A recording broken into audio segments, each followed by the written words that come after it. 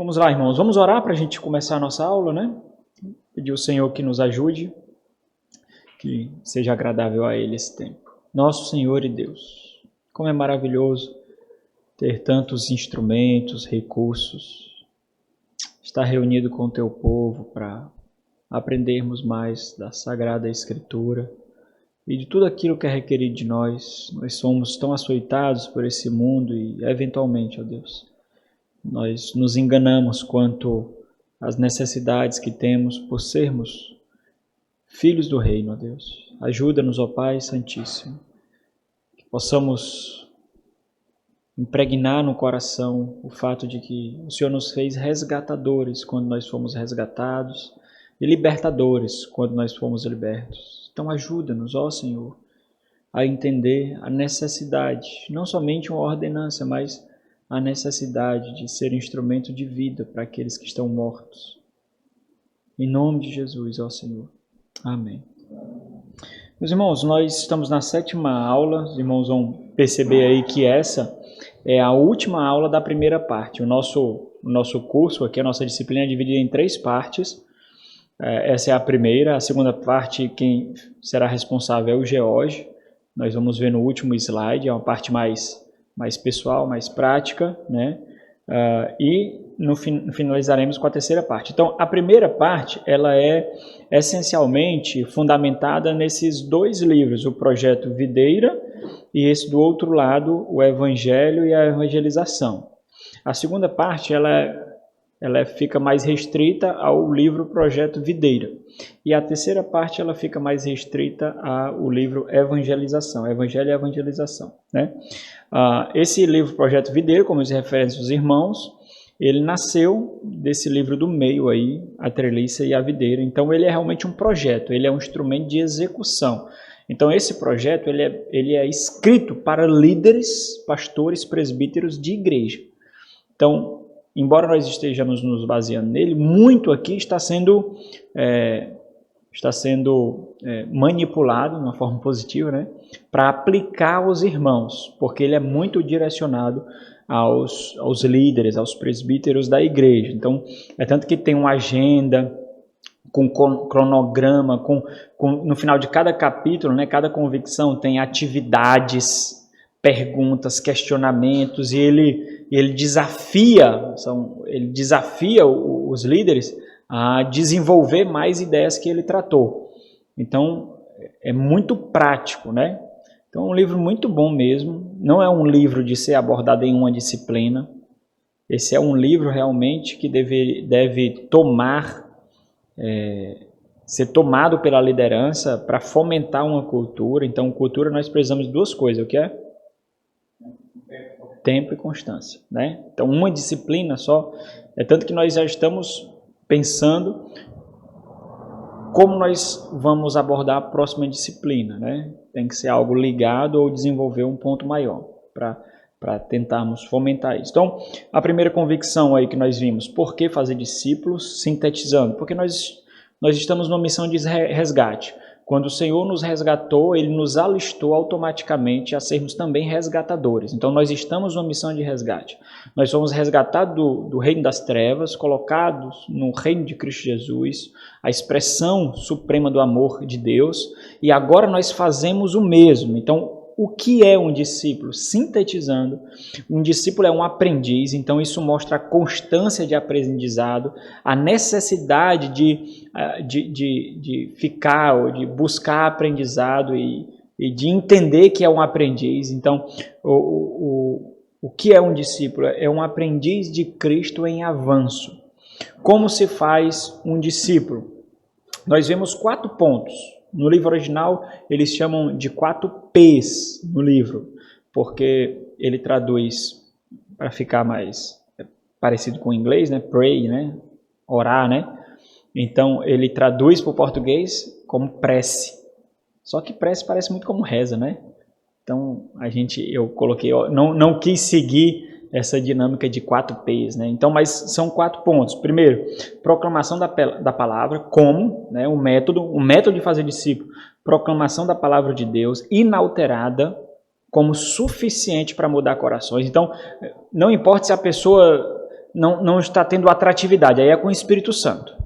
Né? A pessoa não está dando atenção, não está tendo atratividade. Então, assim, se você tentou criar um ambiente adequado, se você tentou direcionar as palavras de uma forma sábia, e mesmo assim aquela pessoa não está dando atenção, aí é o Espírito Santo, não é você. Você fala. Agora, você tem que criar o ambiente necessário para isso também, né? Então, se é um ambiente onde você pode requerer a atenção, então você faz isso. Né? Agora, se você faz isso num ambiente onde está todo tumultuado, onde as pessoas estão com conversas completamente aleatórias, onde a finalidade é completamente adversa, então não vai surtir tanto efeito você evangelizar ali, pregar ali, né? Tem que ter sabedoria também, né?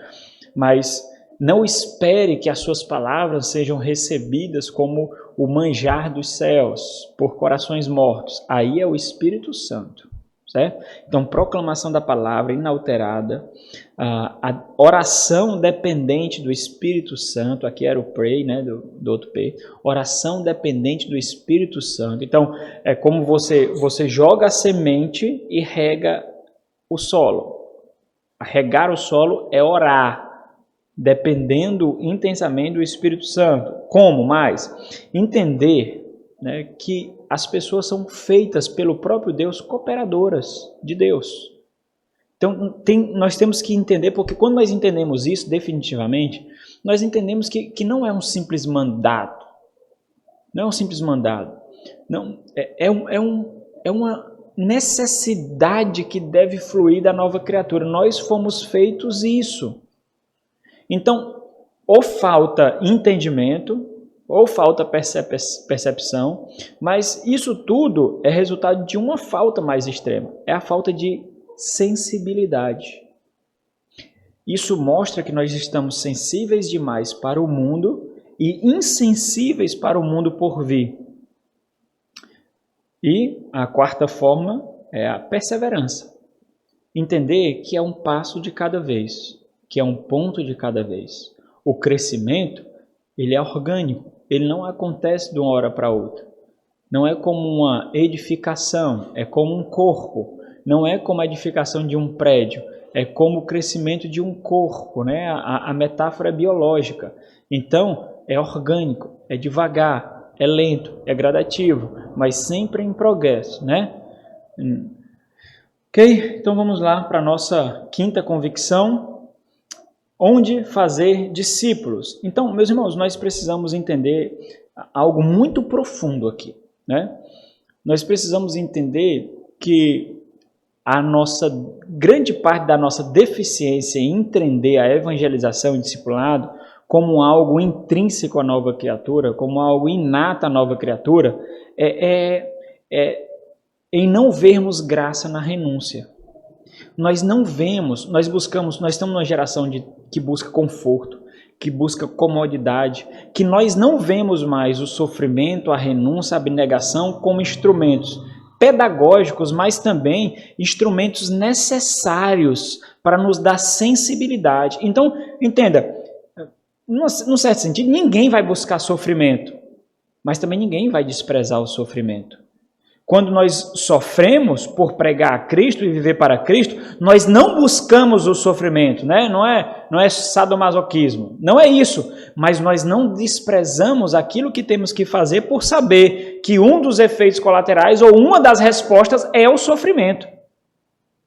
Mas nós não buscamos sofrimento, mas é nesse sofrimento que nós experimentamos a dependência, em que nós somos sacudidos para nos mostrar que nós não estamos no nosso mundo, porque no nosso mundo haverá sofrimento?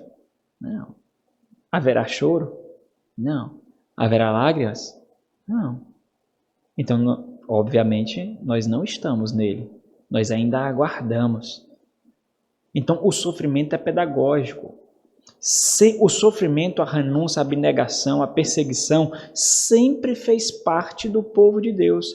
Porque nós vemos hoje cada vez mais crentes frouxos, crentes moles, crentes mimados. A pandemia está aí para revelar o quanto as pessoas, quantos crentes estão arraigados nesse mundo. quantos que abandonaram igrejas, que deixaram o pastoreio, que deixaram o corpo por causa de estarem arraigados nesse mundo, por causa da busca pelo conforto.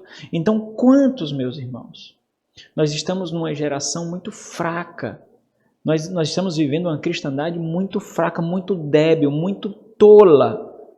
Por nós não colocarmos no nosso cardápio de nutrição o sofrimento, a perseguição, a abnegação e a renúncia.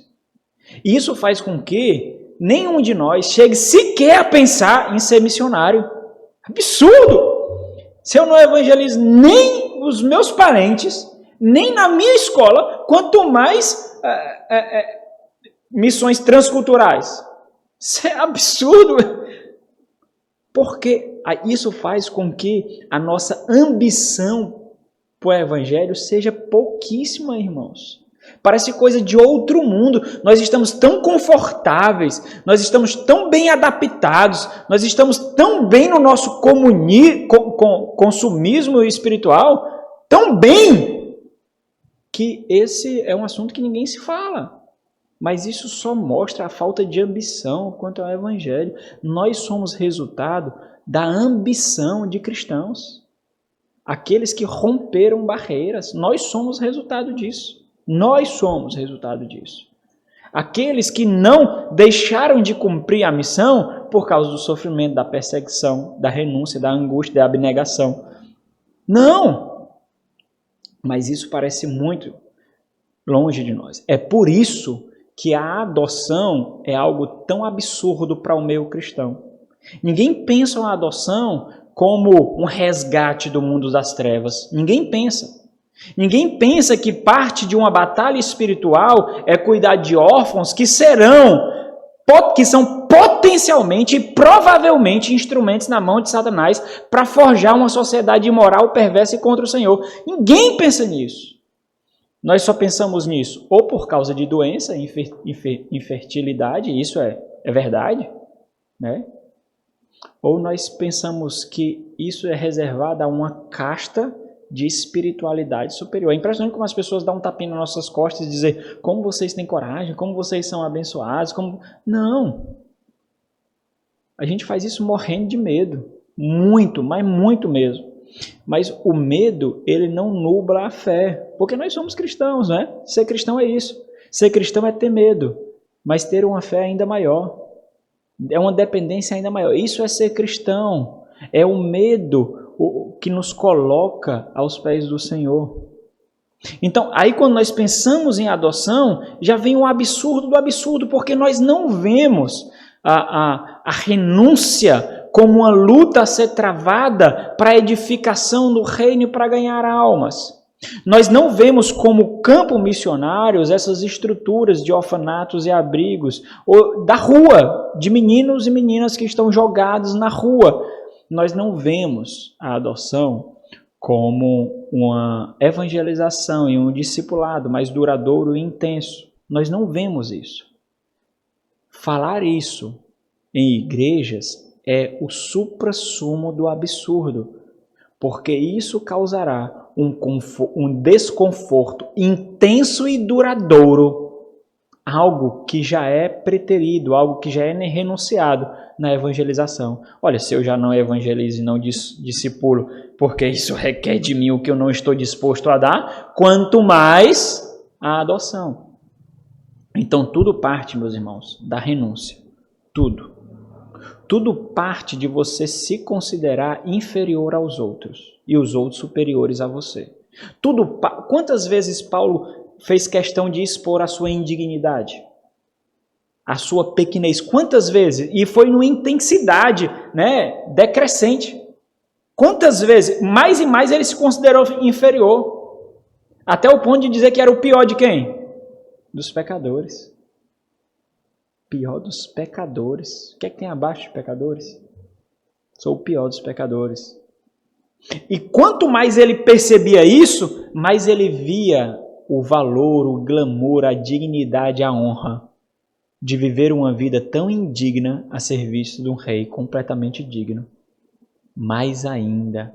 Agora, quando nós nos colocamos como senhores, como reis, como autoridades, como dignos, aí qualquer atividade é inferior para nós. Qualquer atividade é inferior para nós. Pregar não. Uma conferência eu prego. Não, quero um ensino. O ensino eu faço. Da aula de EBD eu dou. Mas isso daí se exigir que eu não possa comprar roupas para mim,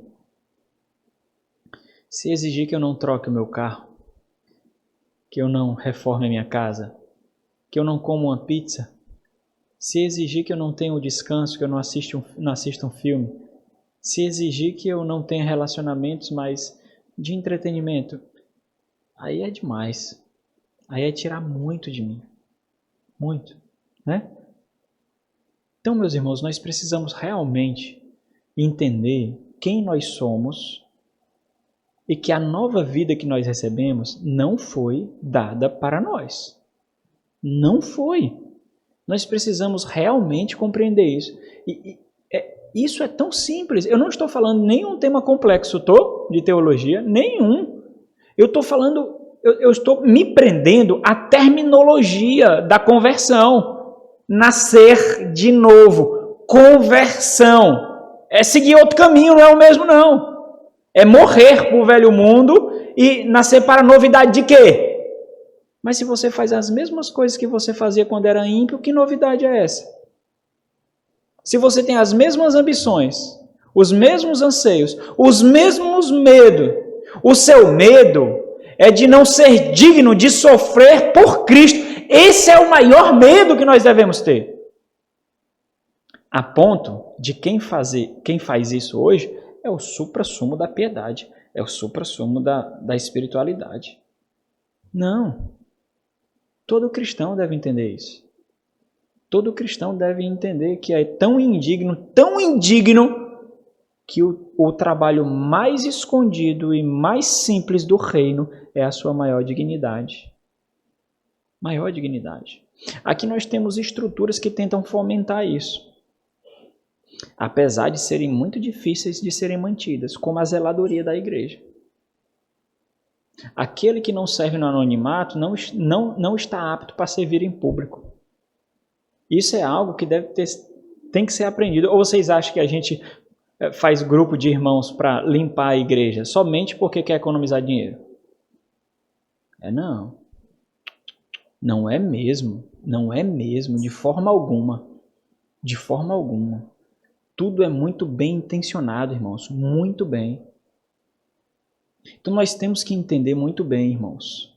Se nós não estivermos prontos, dispostos, decididos, não espere o sentimento nascer não, para renunciar. Agora, Senhor, me dá o desejo de renunciar. É uma decisão, irmãos, fruto de uma compreensão. E toda mudança causa medo, toda mudança causa apreensão. Às vezes eu faço uma rima, né? Fica legal. Mas toda mudança causa isso, não causa? Toda mudança. Todo mundo sabe disso. Palestrantes motivacionais, cursos de autoajuda, todo mundo sabe disso. Mudança causa apreensão, medo. Todo mundo sabe disso, todo. Por que vai ser diferente? É porque nós buscamos conforto. E mudança é desconfortável, então nós não mudamos. Então, renúncia é a palavra. Renúncia. Nós precisamos refletir sobre isso. A gente aprendeu a entender que se sentir bem é estar bem com Deus. Nós estamos bem com Deus quando nós estamos nos sentindo bem, quando nós estamos em paz, quando estamos sem luta, sem desconforto, aí nós estamos bem com Deus. Isso é mentira, irmãos. É estratégia de Satanás. É muita mentira mesmo. Então nós precisamos entender isso muito bem. Não é? Então vamos lá, convicção 5, onde fazer discípulos? Diante de tudo que já vimos, a resposta para esse questionamento é muito óbvia, né? Então, qualquer um de vocês poderia responder facilmente, mas ela é óbvia mesmo. Agora, assim como nós tropeçamos em questões óbvias quando nós nos desviamos do Evangelho, nós deixamos de viver a vida como um campo missionário quando nós vacilamos em questões óbvias mesmo, não são questões complexas. Por quê? Porque se fossem questões complexas, e o Senhor garantiu isso, seria muito fácil para você se desculpar. Mas não, são questões muito simples, ao ponto de não requerer de você um nível intelectual elevado, uma mente privilegiada. Então, nós vamos desenvolver um pouco mais a respeito desse campo, né? De onde acontece o discipulado. Olha essa pergunta no final aí que você vai responder, tá bom? Quando nós pensamos sobre onde o discipulado deve acontecer, ou podemos pensar em ambientes fora das programações ordinárias da igreja, né? Rapaz, onde é o campo missionário? Onde o discipulado deve acontecer? Ou nós pensamos em ambientes fora das programações ordinárias da igreja, como nós temos, momentos mais reservados, momentos mais individuais, momentos mais íntimos, onde a pessoa abre a vida dela para você, onde vocês compartilham e partilham as suas experiências, ou nós pensamos em missões com povos distantes e com grandes orçamentos. Então nós precisamos de recursos para viajar, nós precisamos de recursos para nos manter, ou nós pensamos nessas duas estruturas. Mas é uma pergunta para vocês: onde o discipulado acontece, irmãos? O que é que vocês diriam? Vocês podem falar o que vierem à mente aí. Dentro da casa, mais o quê? No trabalho, mais o quê? Na vida cotidiana, mais o quê? No coração, né? Disposição, né? Mais o quê? Deu para englobar tudo aí, será? Acho que deu, né? Vamos lá. Primeiro, a gente tem que entender que a igreja, ela é um centro de aprendizagem. A igreja é o local primário de discipulado e é o centro de treinamento para o discipulado. Então existe uma harmonia necessária, existe uma linguagem, um dialeto necessário. E isso é estabelecido por quem? Pela igreja. Simplificando, aprender Cristo acontece onde quer que a palavra e o Espírito de Deus estejam operando ao longo do tempo pelas pessoas. Porque é assim que acontece o aprendizado de Cristo, como nós vimos na convicção 3. Qual é a convicção 3? Como se faz discípulos. Então, nos tornamos resgatadores e tão logo nos tornamos, somos resgatados. Tão logo somos resgatados. Quando somos libertos, também somos feitos libertadores. Significa que o discipulado pode e deve acontecer em toda e qualquer esfera da nossa vida. Então, não é um ponto na nossa agenda, não é mais uma atividade na nossa rotina. Nós temos batido muito nessa tecla, por quê? Porque quando nós pensamos em evangelização e discipulado, nós pensamos como um horário marcado na agenda, nós pensamos como um ponto a mais numa tarefa, numa agenda tão cheia, numa rotina tão atarefada. Aí colocar mais uma coisa, né? Colocar mais uma coisa é o mesmo que colocar mais um pingo d'água num copo que já está transbordando. E aí isso é muito fatigante, isso desgasta demais. E aí quando nós pensamos em descansar, sempre nós queremos excluir essas coisas relacionadas à igreja.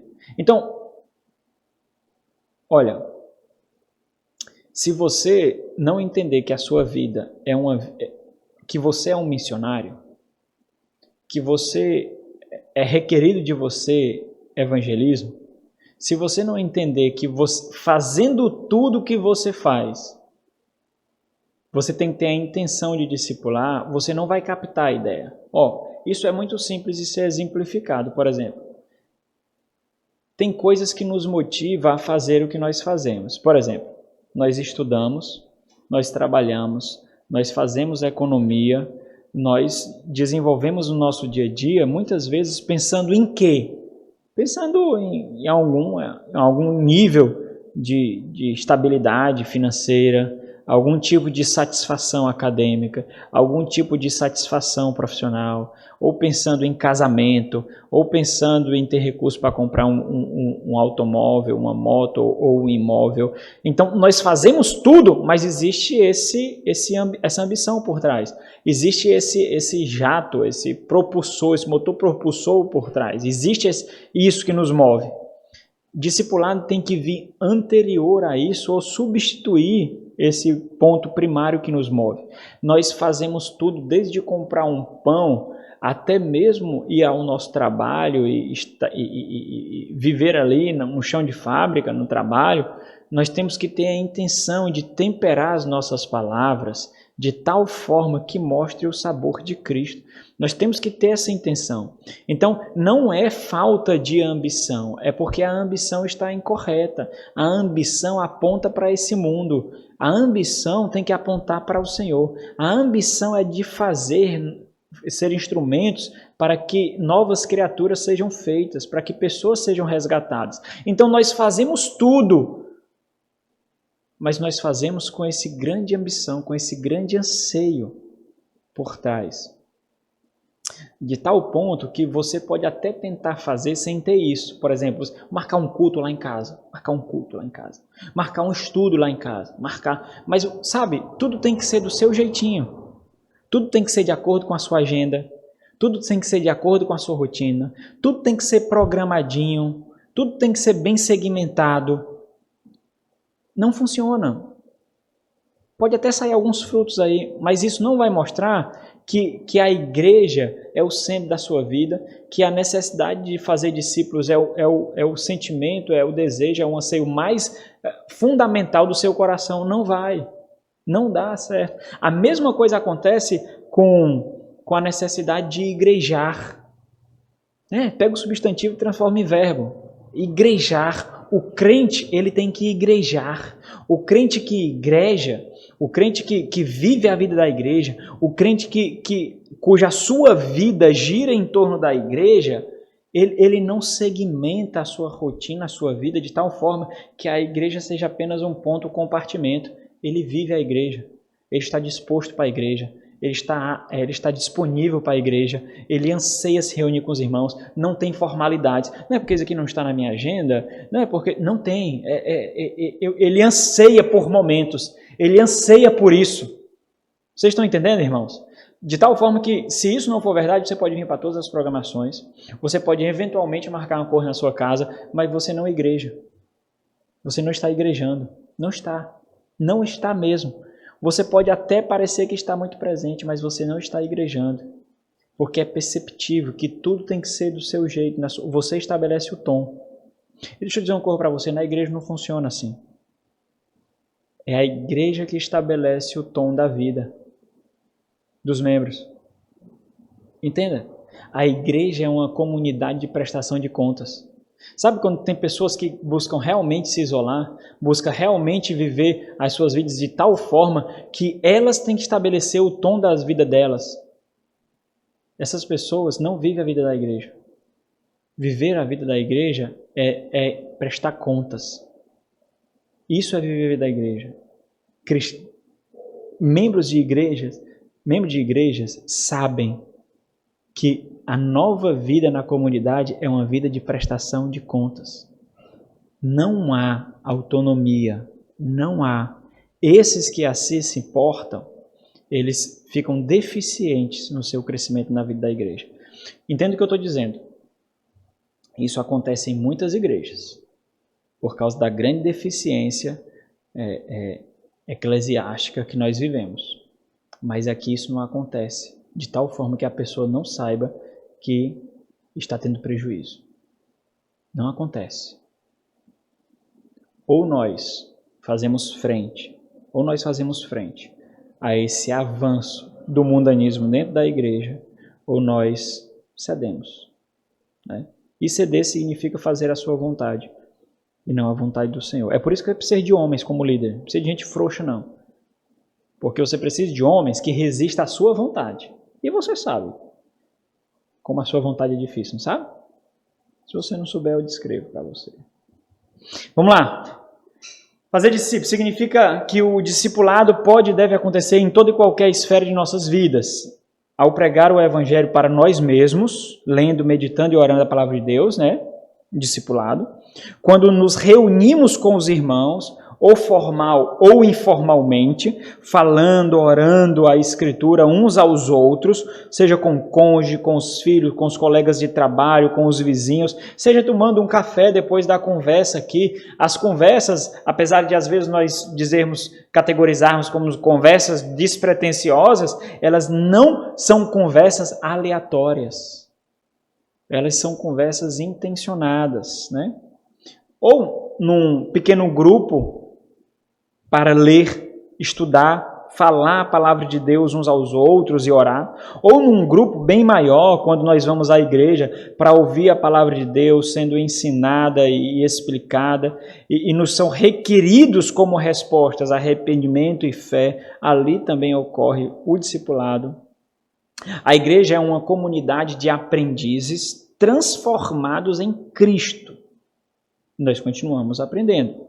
Tudo que ela faz, essa comunidade, como ela faz, deve ensinar e representar Jesus Cristo. A vida da igreja é uma vida de discipulado. Então, observe, discipulado ele não é um departamento. Esse é o departamento de discipulado.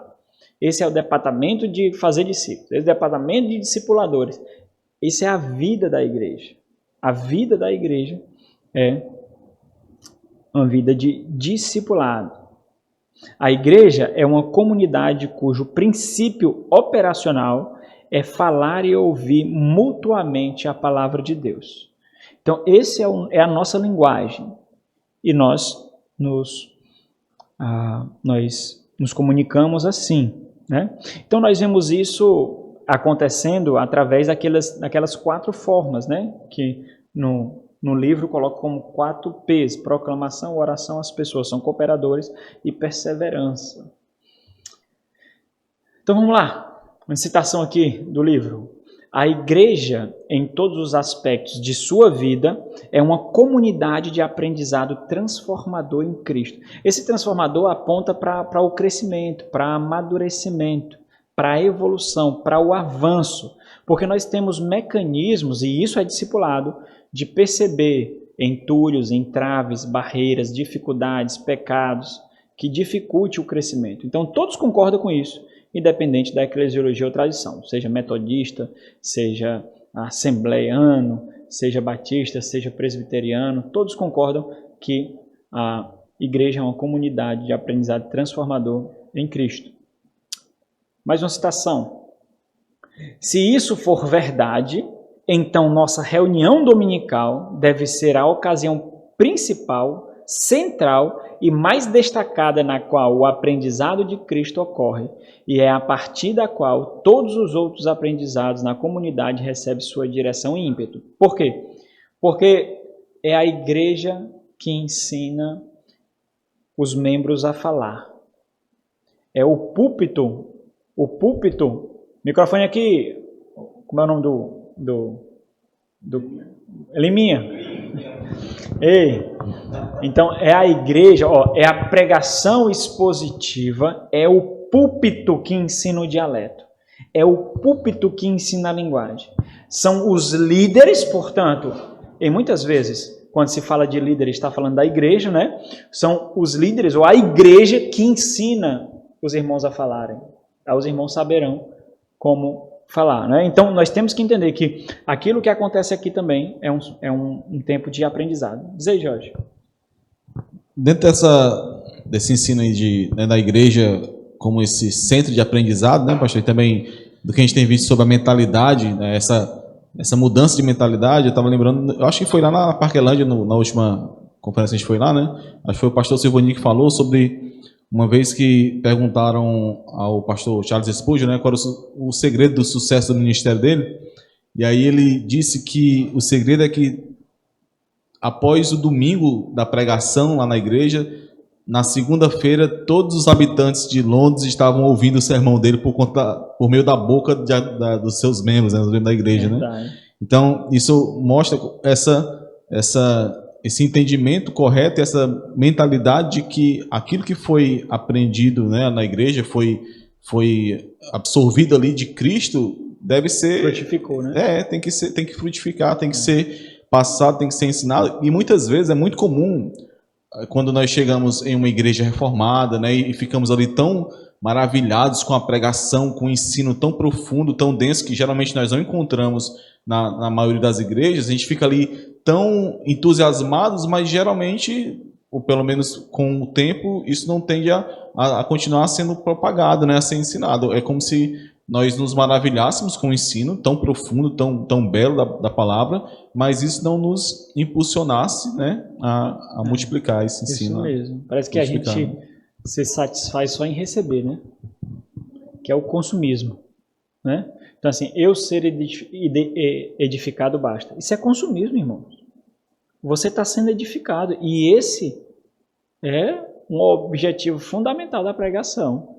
Mas isso não gera frutos, isso não exala. Você pode conter o poder da pregação, você pode conter. Ele ficou, você recebeu e você conteve ele ficou preso. Se você recebeu o mesmo, ele exala. Ele transborda, ele transpira, a tal ponto que as pessoas percebam, sintam, vejam isso, que as pessoas sejam tocadas, né?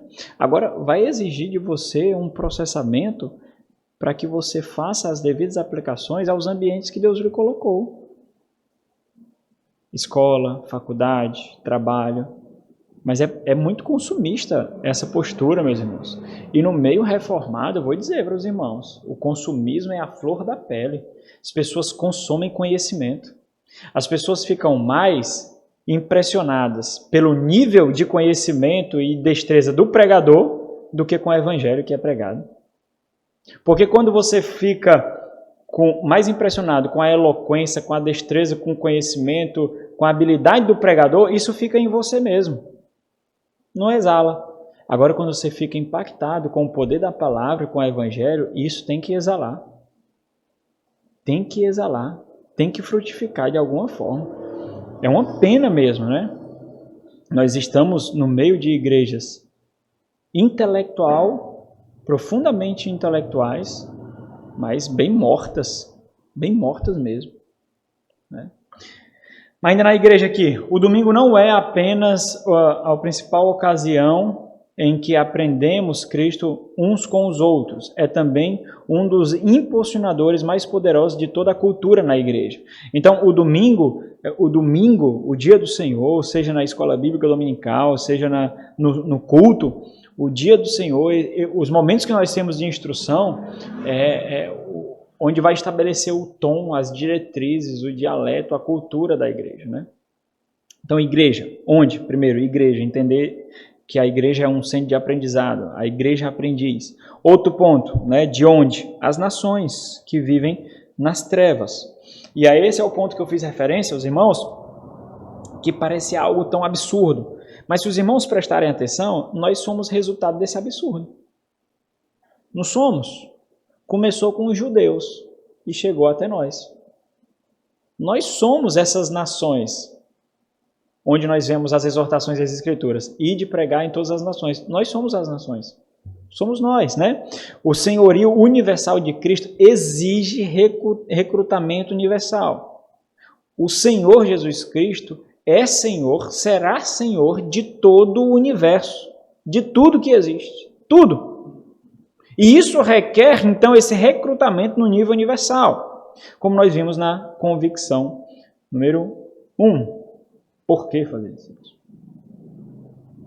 Isso não diz respeito apenas a geografias longínquas, mas a todo o povo não judeu. O termo etnos, né, da onde vem etnia, né, no Novo Testamento, esse vermelhinho aí, é traduzido no Novo Testamento tanto por nações como por gentios. São todos aqueles que não são judeus, são os etnos. Então, olha a percepção dos judeus. E isso exige uma quebra de paradigma, meus irmãos. Isso exige uma quebra, é necessário um desmantelamento das nossas percepções e prioridades. Isso aconteceu com os judeus. Então, observe, se todos aqueles que não eram judeus, acho que o termo é goim, todos os gentios, todos aqueles que não são judeus, são sujos, cachorros, impuros, pessoas com quem eles não deveriam se relacionar, a escória, porque não são povo de Deus.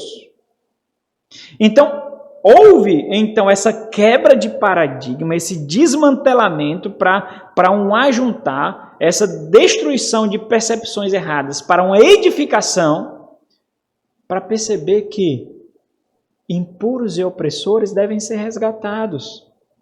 Aqueles que tanto os oprimiram deveriam ser feitos assim como eles são.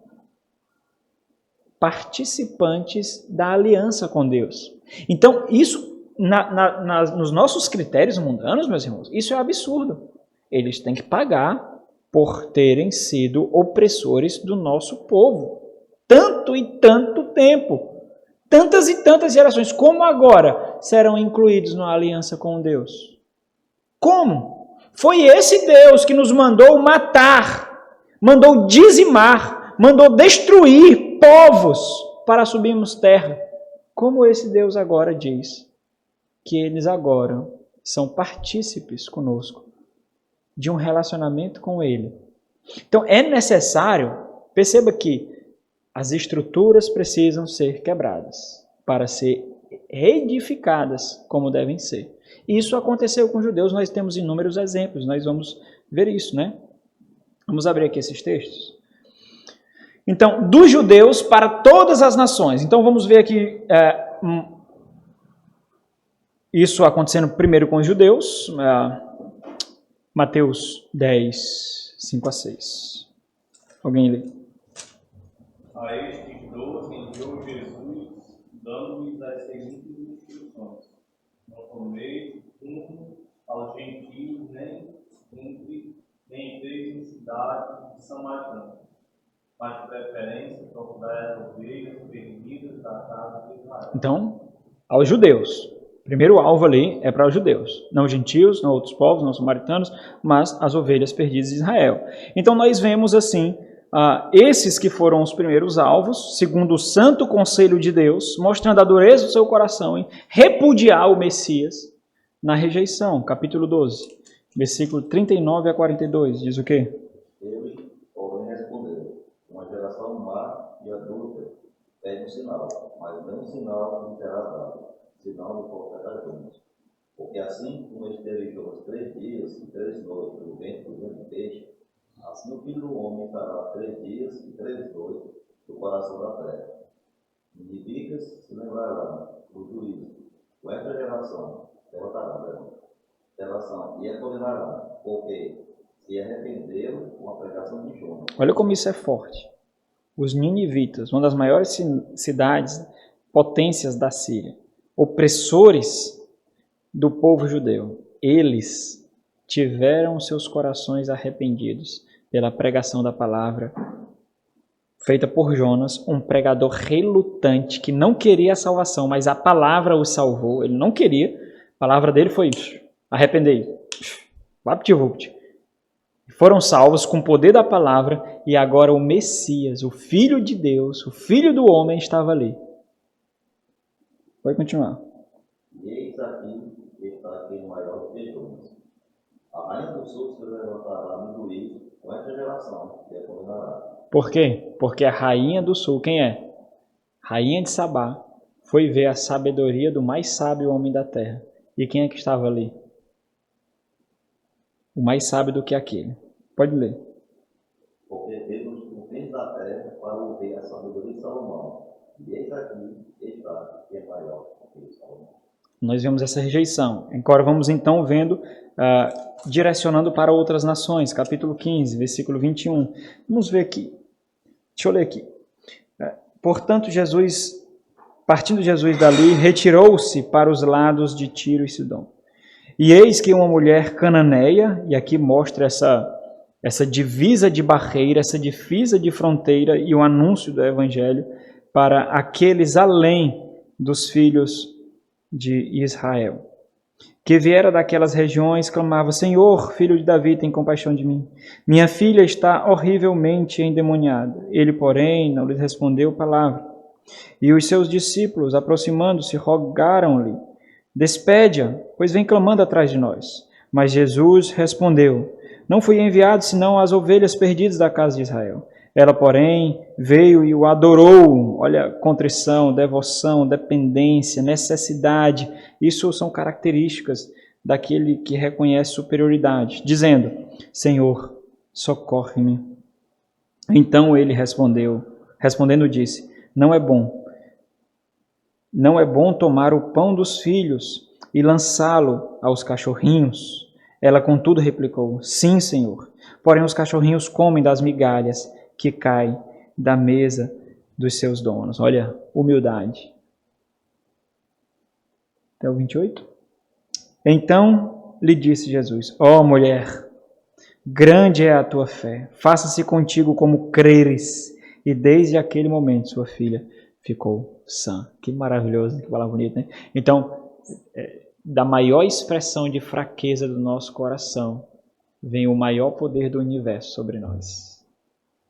Ok? Então, esse sempre foi o plano de Deus, meus irmãos. Desde lá do Éden e desde aquela promessa feita a Abraão, que todos os povos, de todas as tribos, línguas e nações recebessem o benefício de serem feitos filhos de Deus através da adoção, assim como Abraão foi adotado quando era idólatra, de povos idólatras, não vendo mérito ou beleza algum, o Senhor o adotou e o prometeu a ele as bênçãos da prosperidade e posteridade. Assim chega a nós, por meio de Cristo Jesus, o nosso Senhor, por meio de quem nós somos feitos filhos de Abraão. Então nós podemos ver esse ideal transcultural de Deus na história do Antigo Testamento, por exemplo. A vocação maior de Israel era ser, abra em Oséias 4, era ser um veículo de salvação, ser luz e bênção para toda a terra.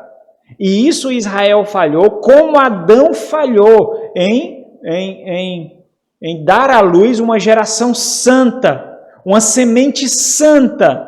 Adão falhou. Israel tomou essa missão, mas também falhou. E se tornou mais maldição do que bênção. Olha o capítulo 4 de Oséias. Muito interessante esse capítulo porque mostra que ele falhou na missão. Olha o versículo 1 ao 4. Diz o quê?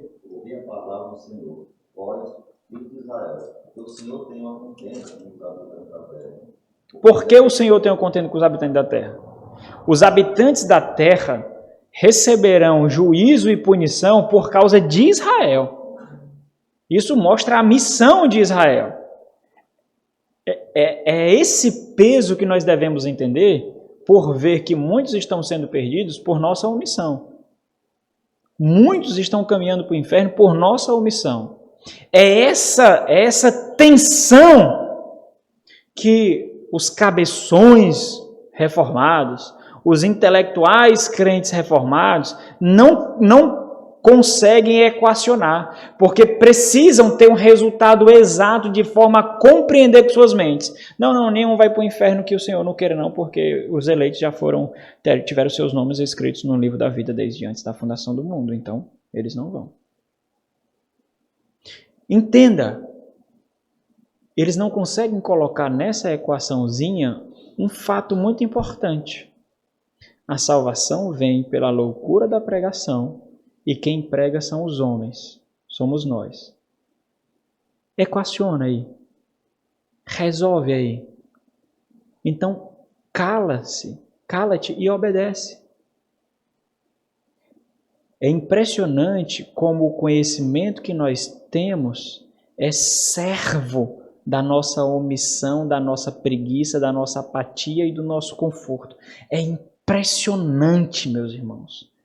Eu tenho um nojo de pessoas assim, mas um nojo absurdo de quem nutre esse tipo de conhecimento, que só serve para resguardar o pecado e nutrir a sua carnalidade. É absurdo.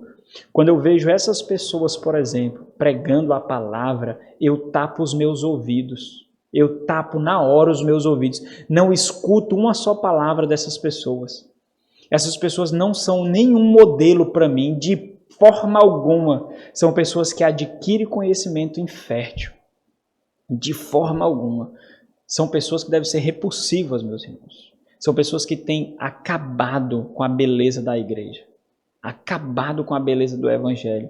Tudo adornado de conhecimento fictício, que não nutre nada.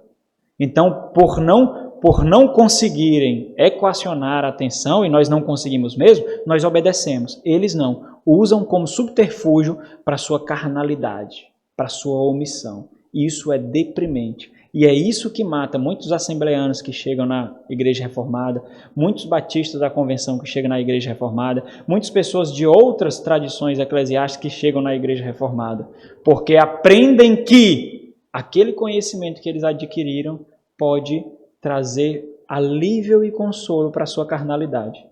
Simples assim. Simples. Não é? Simples assim. O problema é quando a desculpa que nós damos é o suficiente para nós descansarmos nela. Esse é o grande problema. E não percebem isso. Então, continua lendo. Porque nela não há verdade, nem amor, nem conhecimento de Deus. O que só prevalece é jurar, mentir, matar, furtar e adulterar.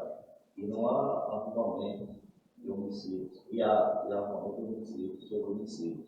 Por isso, a terra está de luto e todo que mora nela desfalece, com os animais do campo e com as aves do céu, e até os peixes do mar perece. Toda a criação recebeu a maldição por falta do cumprimento da missão do povo judeu. Ok. Ao mesmo tempo que por meio de Israel a luz alcançaria as nações, né? Que veio para nós de Israel, dos judeus, a luz do mundo, a salvação que nós esperávamos. Assim, quando Jesus convoca os discípulos a ir e fazer discípulo de todas as nações, trata-se de um momento culminante da história da salvação. O Messias veio, morreu e ressuscitou para ser o Salvador e o Rei, não apenas de Israel, mas de todas as nações, de todas as tribos, clãs e culturas de toda a terra. Ele está enviando seus aprendizes, que somos nós, aqueles que voltaram para ele e foram perdoados e se dedicaram inteiramente a aprender seus caminhos, para fazer outros aprendizes que façam o mesmo. Isso quer dizer que, onde fazer discípulos, deve ser em toda a extensão das trevas, desde a mesa de jantar até os confins da terra. Dentro desse contexto, nós somos as nações referidas nos textos bíblicos. Chegou a nós. Somos fruto da obediência e devoção de outros. Para nós não estava apontado, aqui Paulo de Efésios 2, as alianças e as promessas. E o Senhor nos fez, por adoção, partícipes dessa aliança e dessa promessa. A grande dificuldade, no entanto, é que, para a atual conjuntura do cristianismo e da igreja, pensar em evangelização já é algo muito árduo. Quem dirá ou que dirá pensar num aspecto de evangelização transcultural? Aí é algo mais absurdo ainda. Mas tudo depende da mudança de mentalidade.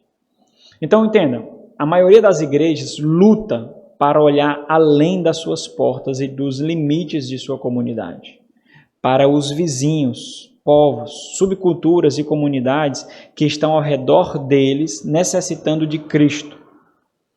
Tendemos a adotar um tipo de clubismo, e essa é mais um aspecto do onde, né? Eu não li aqui, passou desapercebido. Onde?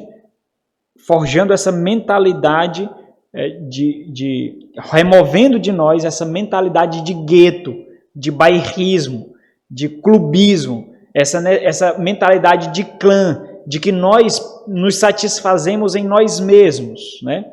Tentando adotar um tipo de clubismo, uma satisfação confortável conosco mesmo, nossos próprios amigos e comunidade. E achando difícil mudar, e achamos difícil mudar, e nos voltarmos para fora para alcançar pessoas que são diferentes de nós. Então, nós precisamos moldar a forma como nós falamos, a forma como nós nos portamos, para atingir aqueles que não têm ainda o mesmo nível de conhecimento do Evangelho que nós temos, que não fazem parte da nossa família étnica ou cultural, de quem podemos não gostar ou não perceber nada em comum. Então, ao observarmos a destruição dessa mentalidade de gueto dos apóstolos, nós vemos isso acontecendo naquela luta ou para abraçar o judaísmo, né, ou o evangelho judaizante, ou não, para não abraçá-lo, o evangelho judaizante, mas mostrar a liberdade que há em Cristo Jesus. Isso aconteceu primeiro com Pedro, depois nós vemos Paulo entrando nessa luta. Em Atos capítulo 15, no Concílio de Jerusalém, nós vemos esse grande luta, esse grande entrave sendo observado, em que a liberdade que há em Cristo prevaleceu sobre a cultura judaica para modificar o evangelho de salvação em Cristo Jesus. Então essa mentalidade de gueto, ela precisou ser desmoronada, ela precisou ser desconstruída. Então nós percebemos essa luta, por exemplo, no primeiro ponto lá, onde nós vemos os gentios sendo alcançados, quando Pedro vai lá na casa de Cornélio, né? A quebra de paradigma e o conflito resultante dessa quebra de paradigma, necessariamente o conflito vai acontecer, né?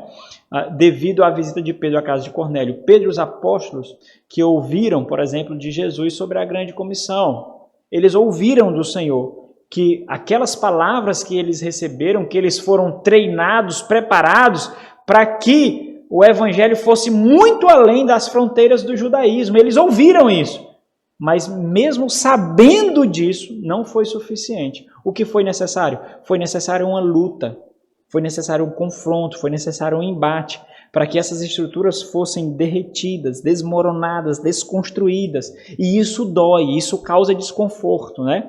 Então, se nós desejamos o conforto, nós renunciaremos isso, que é necessário para o processo de crescimento, amadurecimento e evolução. Ainda assim, mesmo sabendo disso, Pedro precisa de uma visão, repetida 3 vezes. Pedro precisa de uma palavra especial de Deus para ser persuadido e quebrar esse paradigma. Não vou ler esses textos aqui, graças a Deus fica gravado. Os irmãos podem ler, porque nosso tempo já avança, tá bom? Então, mesmo assim, olha como é necessário.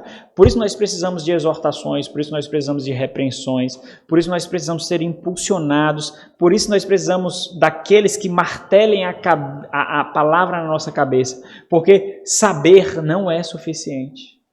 Nós sabemos, mas mesmo assim não é suficiente. Ou você deixa de pecar por saber que você não pode pecar em tal área. Não deixa. Então, caminhando para o fim, último slide aqui. Ao observarmos, próximo ponto. Paulo, por exemplo, saiu de Pedro, foi para os apóstolos, agora Paulo. Paulo inicia a missão às nações. Pedro irrompe ali a primeira fronteira, mas quem destrói completamente a muralha é Paulo, as nações. A própria igreja de Jerusalém se envolve ativamente nesse processo. Sem dúvida, como nós fizemos referência aqui, foi um esforço absurdo para renunciar essa exclusividade de relacionamento com o povo de Deus. E nós vemos aí em Atos capítulo 15 todo esse concílio de Jerusalém sendo tratado. Facilmente percebemos como Paulo enfrentou da parte dos judeus grandes desafios para avançar com o evangelho e a liberdade que há em Cristo Jesus. Será que nós já paramos para perceber, e essa é uma exortação para nós, que existem muitos Cornélios em nosso meio?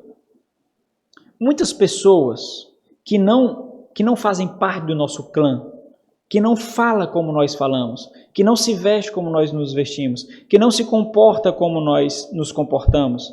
Pessoas com quem nós temos dificuldades por serem pessoas diferentes a nós. Será que nós não temos que quebrar algumas estruturas aí? Nós temos que entender algo, irmãos. É muito fácil nos adaptarmos ao conforto e à comodidade. É muito fácil. Por exemplo, se você recebe uma promoção no seu emprego e o seu salário aumenta, facilmente você se adapta àquele novo padrão, não é? Agora, se ele reduz, dificilmente você se adapta, não é verdade? Se você se muda para uma casa maravilhosa, clamorosa, bonita, facilmente você se adapta. Agora, se você precisa mudar para uma casa bem menor, aí é difícil. Se você tem um carro novo, um carro maravilhoso, cheio de tecnologia, facilmente você se adapta. Mas se você precisa voltar a um carrinho menor, com porte menor, cheio de defeitos, dificilmente você se adapta, né? Então, quando nós percebemos as facilidades desse mundo, algo deve nos chamar a atenção. Porque ele não é o nosso mundo. Não deve ser fácil aqui. Facilidade aqui é um artifício de engano, né? Imaginem como nossas casas podem ser locais acolhedores para receber pessoas e lhes mostrar como vivem os aprendizes de Cristo. Meus irmãos, uma característica que tem sido perdida é a hospitalidade. A hospitalidade sempre fez parte do cristão, sempre. O cristão, ele é hospitaleiro. Mas isso tem sido perdido por quê? Por causa do nosso conforto. Não, nós temos o nosso modo, nós temos a nossa rotina, nós temos a nossa estrutura. Nós somos uma igreja do interior. E quando nós percebemos que essa reserva, quando nós percebemos que esse desejo de isolamento chegou no interior, nós percebemos a grandiosidade disso. Porque no interior é assim, ó, é passando por ali, a mulher vai fazer um café. Não é? Não, espera aí, fica aí que eu vou fazer um café.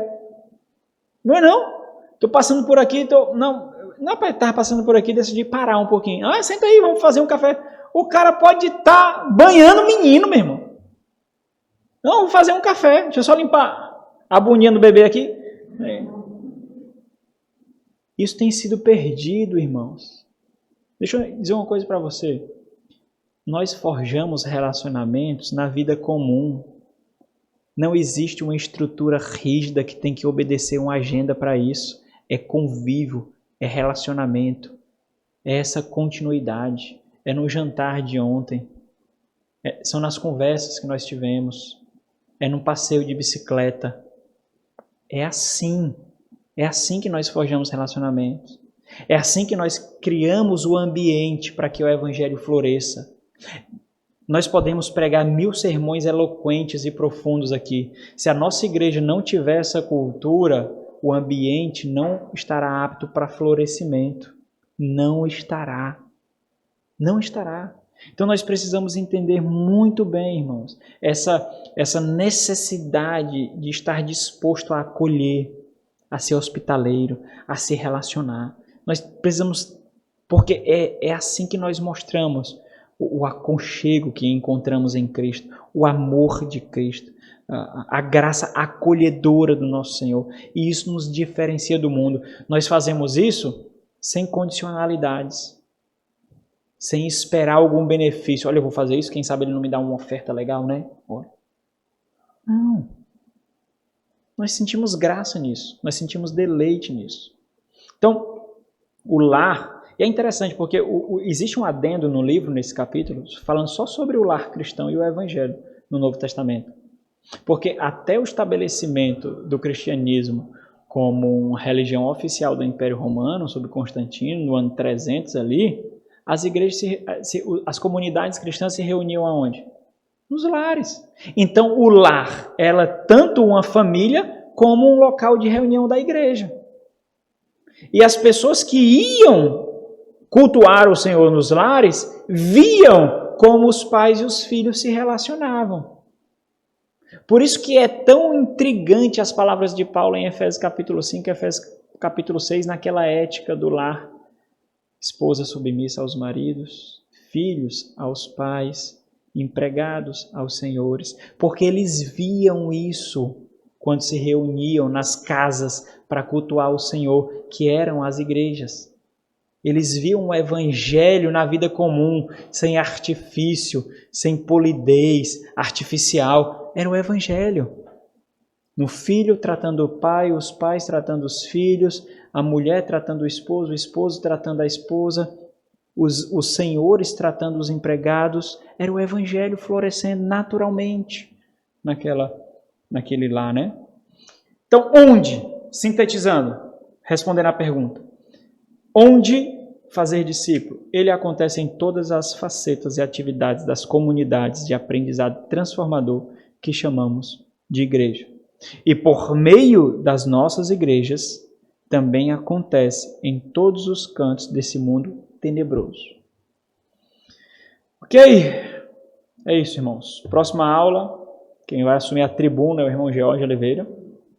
E nós vamos falar, ele vai falar de uma análise mais pessoal, preparação individual para uma cultura de evangelização e discipulado. Serão 2 aulas, a convicção 8 e convicção 9. Tá aí 6 e 7? Não, certo. É a aula 8, mas é a convicção 6 e a convicção 7. 2 aulas. Necessidade de crescimento pessoal, necessidade de levar outros a crescerem, né? Essa é a segunda parte. Bom? Dúvidas?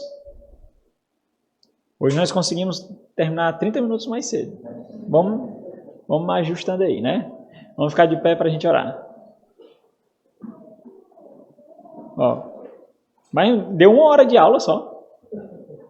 Tá bom, costuma dar 1h30, 1h40. Vamos lá, irmãos. Foi porque eu corri aqui, que é um tema muito apaixonante para mim. Nosso Senhor, Deus de misericórdia e graça, muito obrigado, Senhor, por nos mostrar a beleza da evangelização, como a evangelização é um instrumento para a nossa edificação, para a renúncia da nossa própria carne, para a mortificação da nossa própria carne. Que maravilhoso, Deus. Que nós possamos receber com a mente, mas ter essas palavras encaixadas no nosso coração pelo Teu Santo Espírito. Que essas palavras incendeiem o combustível do Evangelho que o Senhor, na pessoa de Cristo Jesus, colocou em nós, meu Deus. E nós possamos forjar as nossas vidas de tal forma que sejamos resgatadores, libertadores, comissionados pelo próprio Cristo, Senhor da Igreja, para salvar perdidos, ó Deus, desse mundo tenebroso e perverso. Seja conosco durante todo esse dia, meu Deus. Instrui-nos, edifica-nos, povo do Senhor. Seja com os nossos irmãos que não estão aqui, que o Senhor os traga em paz, com corações contritos para cultuar o Senhor e receber da Tua palavra, meu Deus. Ajuda-nos, ó Senhor. Nós somos tão carentes, necessitados de Ti. Em nome de Jesus. Amém. Deus abençoe, irmãos.